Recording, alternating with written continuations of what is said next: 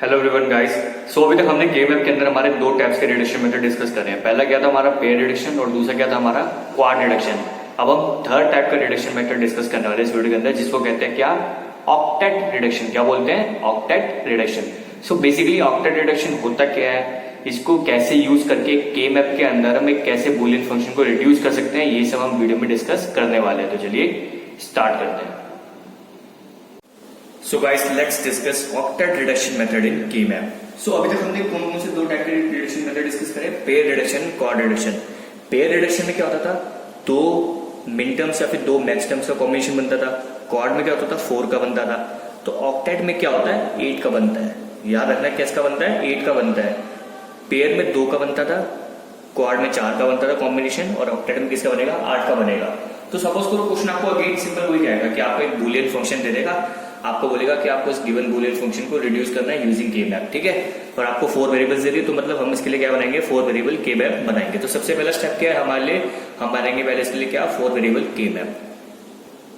So guys, ये हमने क्या बना लिया, देखो एक 4 वेरिएबल के मैप बना लिया, जिसमें देखो के मैप हमने वाले 4 वेरिएबल का, इसमें एक साइड एक्स वाई है, दूसरी साइड क्या डब्ल्यू जेड, और ये एसओपी फॉर्म दे रखे क्योंकि आपको सिग्मा दे रखा, तो इसलिए एसओपी फॉर्म के लिए हमें पता क्या लिखते हैं हम, जो वैल्यूज होती है उनको मल्टीप्लाई करते हैं ना, तो वैल्यूज को मल्टीप्लाई कर रहे हैं अपने। तो अब करना क्या है, पहला काम जो हमें स्क्वायर वैल्यूज दे रही है, क्योंकि एसओपी का केस है, मतलब ये सारी स्क्वायर वैल्यूज क्या है, ये मिन टर्म्स है, तो इनको फिल करना पहले। तो 0 पे है, तो 0 पे पहले मैंने 1 लिख दिया, ठीक है। फिर देखो 1 पे भी 1 लिख दिया मैंने, 2 पे भी 1 लिख दिया, 3 पे भी 1 लिख दिया, 4 पे भी 1, 5 पे भी 1, 6 पे भी 1, 7 पे भी 1, 8 पे भी 1 लिख दिया, ठीक है। 9 पे भी 1, 12 पे भी 1 एंड 13 पे भी 1। ये मैंने वैल्यूज फिल कर दी, ठीक है। अब काम है क्या, हमारा कॉम्बिनेशन बनाना। क्या बनाना, हमारा कॉम्बिनेशन बनाना। अब देखो मैंने आपको एक बात बताई थी लास्ट वीडियो में अपनी, जो हमने डिस्कस करा था क्वाड एडिशन वाली में, उसमें मैंने आपको एक बात बताई थी बहुत इंपॉर्टेंट सी। अगर मान लो बाय चांस अगर आपको मान लो पेयर बनना है और क्वाड भी बनना है, तो क्या बनाना ज्यादा फायदेमंद है, आपका क्वाड बनाना ज्यादा फायदेमंद है। क्यों, मैंने आपको बताया भी था कि जो भी मतलब अगर आपका बड़ा पेयर, आपका बड़ा कॉम्बिनेशन बन रहा हो रेदर देन छोटे वाले से, अगर आपका छोटा भी बन रहा हो और आपका बड़ा भी बन रहा हो, तो ज्यादा फायदा किसमें है, बड़े वाला कॉम्बिनेशन बनाने में। क्योंकि मैंने आपको बताया था बड़े वाले बनाने से क्या होता है, आपका जो वैल्यू होती है, वो जो फंक्शन आता है वो क्या होता है, और ज्यादा रिड्यूस फॉर्म में मिलता है। आपको क्या मिलता है, और भी ज्यादा रिड्यूस फॉर्म में मिलता है। ये बात हमेशा याद रखना कि जितना बड़ा आप जितना बड़ा आप कॉम्बिनेशन बनाओगे, उतनी ज्यादा आपको रिड्यूस्ड वैल्यू मिलेगी और उतना ज्यादा आपको रिड्यूस फंक्शन मिलेगा, ठीक है। अब ऑक्टेट मतलब क्या होता है कि 8 का कॉम्बिनेशन बनाना, किसका, 8 मिन टर्म्स और you can say 8 max terms का कॉम्बिनेशन बनाना, क्योंकि इस केस में आपका क्या है, मिन टर्म्स है, ठीक है। तो अब आप देखो, इसमें ध्यान से देखो, इसमें देखो आप ये भी देख सकते हो कि देखो यार ये एक क्वाड बन रहा है, ये भी एक क्वाड बन रहा है, ये भी एक क्वाड बन रहा है, ठीक है। और एक चीज आप और ध्यान से देखो कि ये देखो 1 2 3 4 5 6 7 8, अगर मैं इन 8 वैल्यूज को और यू कैन से 8 मिन टर्म्स को एक साथ दे लूं, तो इसी चीज को कहते हैं क्या, ऑक्टेट रिडक्शन। इसी चीज को क्या कहते हैं, ऑक्टेट रिडक्शन। पेयर में हमने क्या देखा था, 2 मिन टर्म्स या फिर 2 मैक्स टर्म्स को हमने कॉम्बिनेशन बनाया था, और उसमें हमने क्या देखा था, क्वाड में कि हमने 4 का बनाया था। इसमें क्या होता है, ऑक्टेट में हमें 8 का बनाना पड़ता है। तो उसमें आप साफ साफ देख सकते हो, इसमें जो 8 मिन टर्म्स है वो एक साथ आ रहे हैं। तो अगर मैं इनको क्या कर लू, एक कॉम्बिनेशन बना लू 8 का, तो इस चीज को क्या बोलते हैं, ऑक्टेट रिडक्शन बोलते हैं। तो मैंने क्या कर दिया, पहला ऑक्टेट मेरा ये हो गया, जिसमें मैंने 8 को कवर कर लिया, ठीक है। अब आप ध्यान से देखो एक बात, ये 4 एक क्वाड बन सकता है, क्योंकि हमारे पास अभी 4 मिन टर्म्स कौन से रह गए, जिसका मुझे कॉम्बिनेशन बनाना है, वो ये रह गए 4, ठीक है। तो सिंपल सी बात है, मैं इन 4 को क्वाड बना सकता हूं। लेकिन आप एक बात और ध्यान से देखो, अब ऐसा जरूरी नहीं है कि जो कवर हो चुके हैं, मेरी बात समझ लो, ध्यान से सुनना, ऐसा जरूरी नहीं है के मैप के अंदर कि जो कवर हो चुके हैं वो दोबारा कवर नहीं हो सकते। ये बात याद रखना, बहुत इंपॉर्टेंट बात है कि जो चीज कवर हो चुकी है, यानी कि जो मिन टर्म्स कवर हो चुके हैं, किसी कॉम्बिनेशन के अंदर आ चुके हैं, वो दोबारा नहीं आ सकते। ऐसा हो सकता है वो दोबारा भी आ सकते हैं। तो मेरी बात आप ध्यान से देखो, अगर मैं इस चीज को देखूं, ये अगेन एक ऑक्टेट नहीं बन सकता, ये वाला बात समझ रहे हो, ये वाला, ये ऑक्टेट बन सकता है। देखो इसमें देखो, अब आप सोच रहे हो कि यार ये क्वाड भी तो बन सकता था, तो हमें जो पहले आ चुके उसको लेने की जरूरत है। लेकिन मैंने आपको एक बात बताई थी, अगर आपका छोटा वाला बन रहा हो और उसके सामने एक बड़ा वाला कॉम्बिनेशन भी बन रहा हो, तो ज्यादा फायदा किसमें है कि आप बड़ा वाला बनाओ। क्या बनाओ, बड़ा वाला बनाओ, उससे और ज्यादा आपको बूलियन रिड्यूस फॉर्म आपको मिलेगी। तो मैं इस क्वाड के बजाय मैंने क्या कर दिया, इसको मैंने ऑक्टेट बना लिया। क्या बना लिया? ऑक्टेट बना लिया, जिसमें देखो 8 एलिमेंट्स और यू कैन से 8 मिनटम्स आपके कवर हो चुके हैं। हालांकि ये पहले भी कवर हो गए थे ये 4 वाले ऊपर, लेकिन मैंने क्या कहा, जो कवर हो चुके हैं वो दोबारा पहले भी आ सकते हैं। और अगर मेरे पास एक क्वाड है और मेरे पास एक ऑक्टेट है, तो मेरे लिए ज्यादा फायदेमंद क्या है? एक ऑक्टेट बनाना ज्यादा फायदेमंद है ना। क्यों? क्योंकि मुझे और भी ज्यादा रिड्यूस फॉर्म मिलेगी। तो इस केस में अब आपको समझ आओगे मैंने क्या कर दिए, 2 ऑक्टेट बना लिए। अब बात आती है इनको रिड्यूस करने की। क्या करने की? रिड्यूस करने की। तो भैया सबसे पहले हम क्या लिखेंगे? ऑक्टेट 1। क्या लिखेंगे? ऑक्टेट 1। सो ऑक्टेट 1 किस किस से मिलकर बना है? देखो जरा, 0 1 2 3 4 5 6 7 इनसे मिलके बना ना। जिसकी इस वाले की बात कर रहा हूं मैं, इस वाले की, इन सबसे मिलके बना। तो मैं small m0 plus small m1 m2 plus m3 plus m4 plus m5 plus में m6 प्लस में m7। आपको पता है प्लस क्यों कर रहा हूं मैं? क्योंकि एसओपी फॉर्म है। एसओपी फॉर्म में क्या होता है, हर एक मिनटम्स का एडिशन होता है ना, तो मैंने मिनटम्स को ऐड कर दिया, तो ये मेरा ऑक्टेट बन गया। तो इसके इक्विवेलेंट हमें जो एक्सप्रेशन मिलेगी वो क्या मिलेगी, जरा ध्यान से देखो। अगर मैं इसकी बात कर रहा हूं, जैसे ना इस चीज की बात कर रहा हूं मैं, इस चीज की, इस ऑक्टेट की बात कर रहा हूं, तो एक्स वाली साइड, एक्स वाई वाली साइड में कौन सी वैल्यूज कवर हो रही है? ये 2 वैल्यूज कवर हो रही है। क्योंकि इस साइड की बात करते हो ये 2 वैल्यूज कवर हो रही है। तो इसमें देखो क्या चीज चेंज नहीं हो रही, इसमें एक्स बार चेंज नहीं हो रहा, लेकिन वाई चेंज हो रहा है। पहले वाई बार था, फिर वाई हो गया। तो हमें पता जो चीज चेंज हो रही होती है उसको हटाओ और जो चीज कांस्टेंट है उसको लिखे रहने दो। तो एक्स बार आ जाएगा एज इट इज, क्योंकि एक्स बार चेंज नहीं हो रहा, तो एक्स बार आ गया।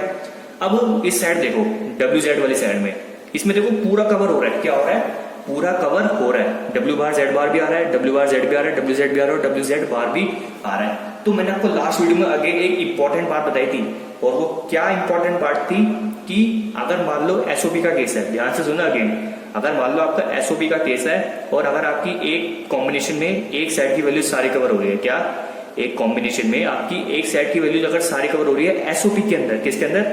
एसओपी के अंदर, तो जो इसकी रिजल्टेंट वैल्यू आएगी ना वो कितनी आएगी? 1 आएगी। क्या आएगी? 1 आएगी। और अगर मान लो एक केस होता पीओएस का, यानी कि अगर मान लो इस चीज में हमारा पाई होता और उस केस में हमारी अगर सारी वैल्यूज कवर हो रही होती एक साइड की, तो उस केस में वैल्यू क्या आती है? 0। यानी कि एसओपी के केस में वैल्यू आती है हमारी 1 अगर एक साइड की सारी वैल्यूज कवर हो रही है एसओपी के अंदर, और पीओएस में क्या आती है हमारी? 0 अगर एक साइड की वैल्यू सारी कवर हो रही है। तो इसके लिए हमारी इक्विवेलेंट वैल्यू आएगी 1 आएगी। और इसको आप ऐसे भी समझ सकते हो, ठीक है? देखो डब्ल्यू बार जेड बार प्लस में डब्ल्यू बार जेड प्लस में डब्ल्यू जेड प्लस में डब्ल्यू जेड बार। इसको सॉल्व करके देख लो, आपको इक्विवेलेंट वैल्यू 1 ही मिलेगी। क्या मिलेगी? 1 ही मिलेगी। आप सॉल्व करके भी देख सकते हो, ठीक है? तो x dot x bar into 1, क्योंकि ये 1 है ना, और इंटू इसलिए करा क्योंकि आपको पता है कि मिनटर्म में क्या होता है, हर एक वैल्यू का क्या होता है? प्रोडक्ट होता है ना। मिनटर्म क्या होता है? हर एक वैल्यू का, चाहे वो बार वाली हो नॉन बार वाली हो, तो उसका क्या होता है? प्रोडक्ट होता है। और अब हम लगा सकते हैं लॉज ऑफ 0 एंड 1 कि अगर आप किसी वेरिएबल को 1 से मल्टीप्लाई करते हो तो आपको अगेन वही वेरिएबल मिलता है। तो इसके लिए ऑक्टेट 1 की इक्विवेलेंट एक्सप्रेशन क्या हो जाएगी? एक्स बार हो जाएगी। समझ आया? अब सिमिलरली हम क्या करेंगे? ऑक्टेट 2 के लिए निकाल लेंगे। किसके निकाल लेंगे? ऑक्टेट 2 के लिए निकाल लेंगे। अब ऑक्टेट 2 क्या हमारा? ये वाला देख रहे हो ना, ये हमारा क्या है? ऑक्टेट 2 है। और तो किससे बना है? 0 1 देन 4 5 8 9 12 13 है ना। यानी कि small m0 plus small m1 plus में स्मॉल m4 प्लस में small m5 then m8 plus में m9 देन m12 प्लस में m13, ये बना है। और इसके इक्विवेलेंट एक्सप्रेशन क्या हो जाएगी? देखते हैं जरा। देखो इसमें देखो, अभी इस केस में एक्स वाई वाली साइड में सारी वैल्यूज कवर हो रही है ना, क्योंकि इस साइड इस टाइप में ऑक्टेट ऐसा है, वर्टिकल टाइप में है, तो एक्स वाई वाली साइड सारी कवर हो रही है। तो सारी कवर हो रही है तो मैंने बताया था, तो क्या वैल्यू आएगी? 1 आएगी, क्योंकि एसओपी का केस है। तो वैल्यू मैं सीधे से लिख सकता हूँ 1 आएगी। इंटू क्यों? क्योंकि मिनटर्म की बात है, तो अब इसके इक्विवेलेंट जो वैल्यू आएगी उसको मैं 1 से मल्टीप्लाई कर दूंगा, है ना। अब इसके इक्विवेलेंट देखो क्या आ रहा है? डब्ल्यू बार जेड बार और डब्ल्यू बार जेड, यही आ रहा है ना 2, क्योंकि ऐसे है ना हमारा कि ये 2 वैल्यूज कवर हो रही है बस, डब्ल्यू बार जेड बार और डब्ल्यू बार जेड। तो कौन सी वैल्यू चेंज हो रही है? जेड चेंज हो रहा है, जेड बार से जेड में चेंज हो गया, लेकिन डब्ल्यू बार कांस्टेंट है, तो डब्ल्यू बार हमारा रहेगा और जेड बार हट जाएगा। तो क्या हो जाएगा? 1 इंटू डब्ल्यू bar and again laws of 0 1 कि अगर आप 1 को किसी वेरिएबल से मल्टीप्लाई करते हो तो आपको वही वेरिएबल मिल जाता है, तो डब्ल्यू बार आ जाएगा। ठीक है, यानी कि हमारे ऑक्टेट 1 को भी रिड्यूस करके देखो क्या आ गई, एक इक्विवेलेंट एक्सप्रेशन आ गई, और ऑक्टेट 2 के भी आ गई। तो हमारी फाइनल जो रिड्यूस एक्सप्रेशन रहेगी, क्या फाइनल जो हमारी एक्सप्रेशन रहेगी रिड्यूस, वो क्या हो जाएगा? बुलियन फंक्शन हो जाएगा एक्स बार प्लस में डब्ल्यू बार। प्लस पता है आपको क्यों करा? क्योंकि हमारा ये पहला मिनटर्म हो गया, ये दूसरा मिनटर्म हो गया, एंड एसओपी क्या होता है? सम ऑफ मिनटर्म्स। क्या होता है? सम ऑफ मिनटर्म्स। तो अब आपने एक चीज गौर करी, आपने एक चीज गौर करके देखी होगी, हमने जब करा था पेयर रिडक्शन, क्या करा था पेयर रिडक्शन, तो हमें कोई इक्विवेलेंट रिड्यूस बूलियन फंक्शन मिला था, ठीक है। फिर हमने करा क्वाड रिडक्शन, तो हमें भी उस केस में एक बूलियन फंक्शन मिला रिड्यूस फॉर्म में, लेकिन पेयर वाले से थोड़ा छोटा मिला। क्या मिला, मतलब थोड़ा छोटा, मतलब कि थोड़ा स्मॉल मिला। अब देखो ऑक्टेट वाले में क्या है, हमने भी इसको रिड्यूस करा और इसमें तो हमें सबसे ज्यादा स्मॉल मिला, यानी कि देखो सिंपल एक एक्स बार और एक डब्ल्यू बार है। तो अब आपको क्लियर भी हो गया होगा आपका पॉइंट कि जितना बड़ा आपका कॉम्बिनेशन बनेगा उतनी छोटी से छोटी आपको रिड्यूस फॉर्म मिलेगी, क्योंकि इस केस में हमने ऑक्टेट बना दिए। तो देखो कितना रिड्यूस, कितना सिंपल देखो हमें मिला ना, एक्स बार प्लस डब्ल्यू बार, कितना स्मॉल रिड्यूस फंक्शन हमें मिल गया। तो अब आपका ये पॉइंट क्लियर हो गया होगा, और ये बात हमेशा याद रखना कि जितना बड़ा आपका कॉम्बिनेशन होगा उतनी स्मॉल आपको क्या मिलेगी, इतनी रिड्यूस आपको बूलियन फंक्शन मिलेगा। And this is what octet reduction in K map. So guys, I hope आपको समझ आ गया होगा कि बेसिकली ऑक्टेट रिडक्शन मेथड होता क्या है। हमने ऑक्टेट रिडक्शन मेथड को डिस्कस करा और हमने इसके ऊपर एक प्रॉब्लम को भी डिस्कस करा, जिससे हमें क्या हो गया, ऑक्टेट रिडक्शन मेथड अच्छे से समझ आ गया। सो इस वीडियो में सिर्फ इतना ही था। अगर आपको कोई डाउट हो तो आप पूछ सकते हैं। Till then good bye, take care.